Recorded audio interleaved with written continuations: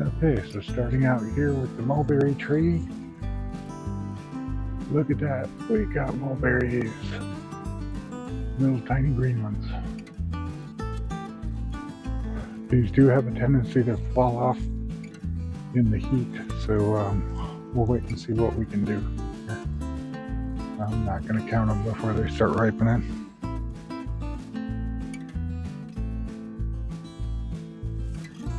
Anyway, this is the second mulberry bush that actually got broken off, and looking just as nice as the other one. And our apple tree does not have any rust on it, for once. So hopefully the heat won't bring that back from last year. And our unfortunate friend, the avocado, we have decided to cut our losses with this. We will be replacing it with Pablo Jr., according to my wife. And same thing for the black sapote. These two bought it in the freeze that we had. It was a strange freeze. We don't,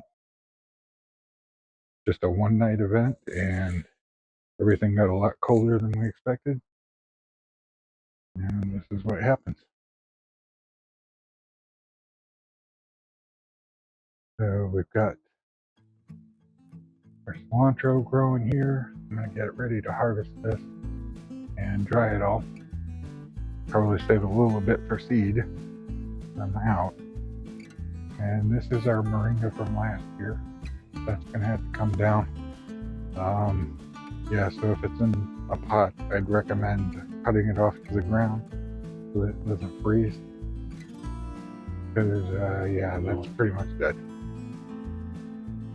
And over here we have our other casualty, which is the Persian wine. All the leaves fell off of it after the freeze that one night, and it's just shot. Definitely makes the case for bringing them in like everybody does here. We'll work on that as far as getting that into being a habit. Carts for them. And right down here, here's our peppermint. This did grow back from the cold, and it's looking beautiful.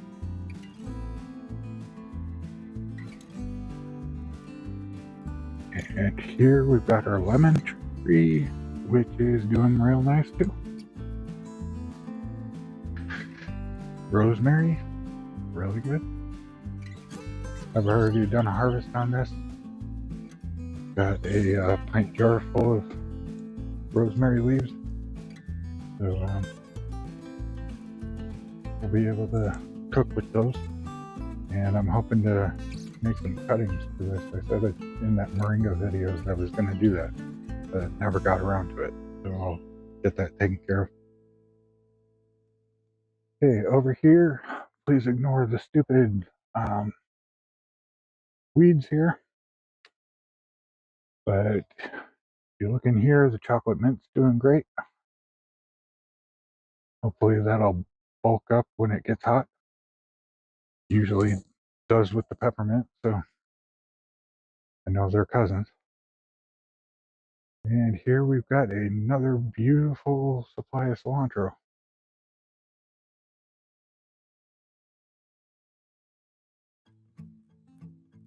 Two walking onions. 2 tubs of walking onions. They're doing great. Be able to separate those again at the end of the year and spread them out even more. My goal is to eventually grow those to a point where we can get a 4x8 bed full of them. Here we just got a weird collection of weeds that I haven't pulled out yet. And the king tut peas were taken out in the freeze. However, if you take a look at these carrots, they are doing amazing. really pretty. We're just waiting for the carrots to bulk up. The roots are not as big as you'd expect.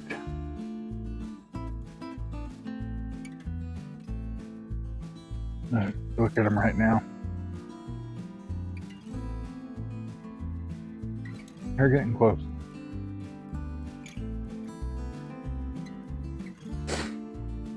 That's Kusa acida.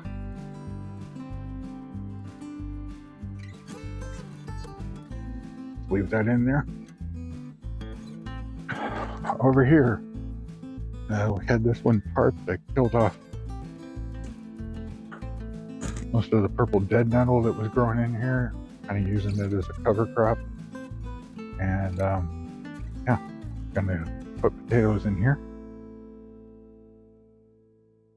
These logs cleaned up. I was using those as weights. More carrots. Carrots as far as the eye can see. Then over here we got our leeks coming in. Never really had leek soup. Hopefully we'll get enough of these sprouted up that we can try that out. Horseradish is coming back nicely. If you recall, we harvested this in about November, I want to say. And it was not looking very good for probably about a month, but it sprouted back up. And along here, I believe I have video for this, but put in this trellis here. Just basically took the existing pergola, just made some lines for some new king tut peas to climb up, and the peas have been planted. We're just waiting for those to sprout. We'll see what time frame can do for us on this one. It's unfortunate those other ones took a hit, but we did manage to get a taste for them, and we've decided that's our pea variety that we want to grow. Over here we've got a pretty interesting one going. Anybody recognize those? Those are oats. I needed some kind of crop to put in here just to get root systems going, because we have a lot of problems with this area not growing well. So yeah, it'll be my first time growing a grain other than a little bit of amaranth. So looking forward to that too. This is a winter oat. Should probably be ready towards the end of April. We'll see. Sometimes those finishing dates are a little inaccurate. And looking right here,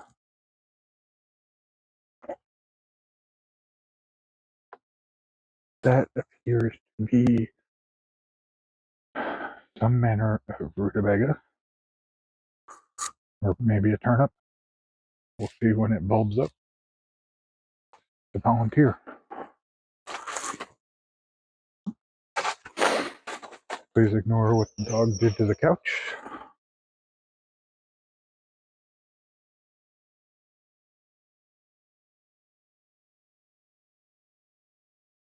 And we have carrots here, along with the things that I keep mistaking for calendula. This is our honeywort kiwi, purple kiwi, I believe. That's from Baker Creek. And we did have celery in here. It might have, there's one of them, and there's another. They're just tiny in there. Hopefully they'll survive the squirrels. As you can see here, all the pock marks. That is squirrels digging things up. looking for everything they hid over the winter. And this bed is in progress right now. A lot of this stuff's gone to flower. Hopefully we'll gather some seeds, but these are the remnants of the radishes.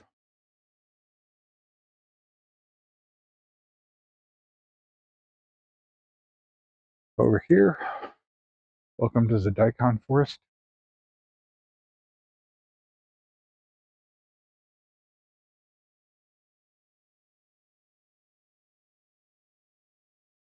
These are all bolting at once. So I'm likely going to just pull this bed, use this for biomass, and we'll get this replanted with something else.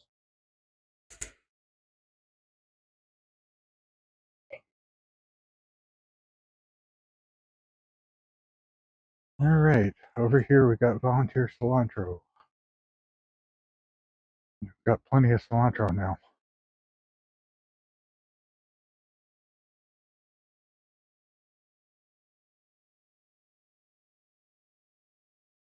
This right here is a mustard. This Florida broadleaf, likely. That was a volunteer as well. We're just letting it go to seed, and we'll collect the seeds. You actually make the mustard out of the seed.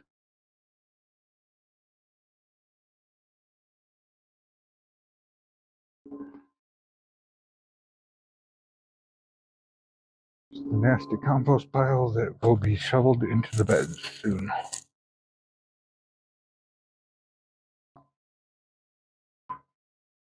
And here we've got more carrots.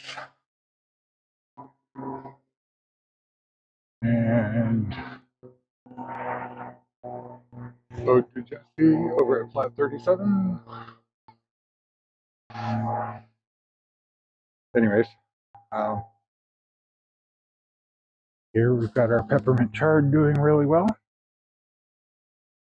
At the end of this video, I'm going to reveal everything looks like it's getting taller, and I'll show you why. But got a lot of weeds in here. I haven't been messing with it. I know I'm going to have to redo these beds anyways. So we'll get there. There's a Ford Hook chard right there.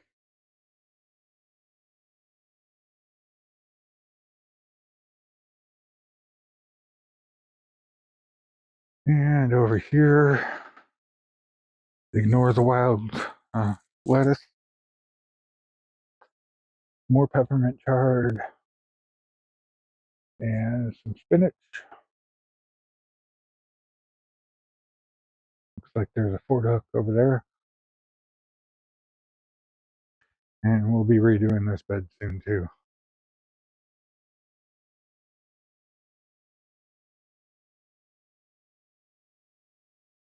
Moving on. As you can see, the mullein is in its second year and it is getting to be pretty decent size. I'll get in there and clean it out.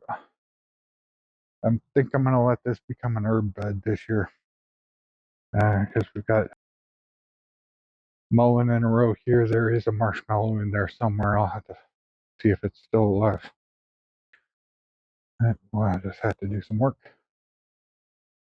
Here is our horrible construction site. That power main is running right through here. But we might be composting in place this year. You can see here, lots of volunteer Florida broadleaf mustard. Like we got a pepper plant there. And this is the bed where the potatoes were. I'm going to turn this into green beans. I've got some Haas green beans that have not been planted for about a year. So I'm going to take care of that and put them in this bed.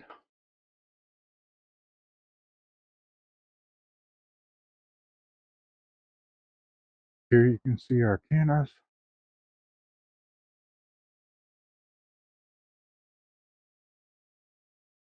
Please ignore the makeshift edging here. I'm just trying to mark off where they need to stop mowing. I'm a little concerned about these areas here because they kind of look like grass. Yeah, we've got comfrey coming in. This will be our Boston pickling cucumber bed. And this trellis will be full of cucumbers because it's a pickle year.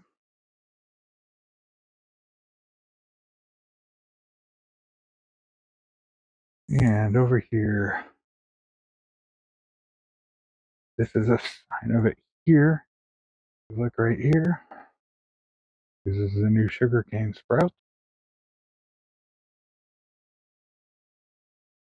We got those popping up again. That's good. There's another one.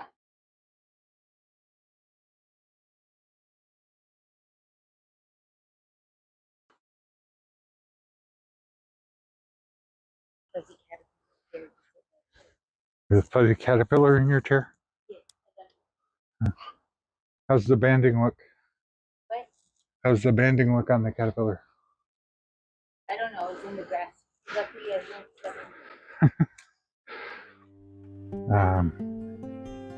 The woolly bear caterpillars that everybody predicts the weather with sting here. So you gotta avoid them.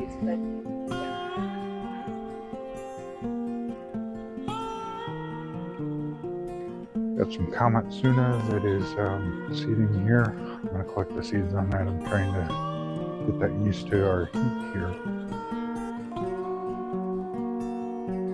And here is a bolting Salanova lettuce. I don't know how that's going to work. We'll see what comes up.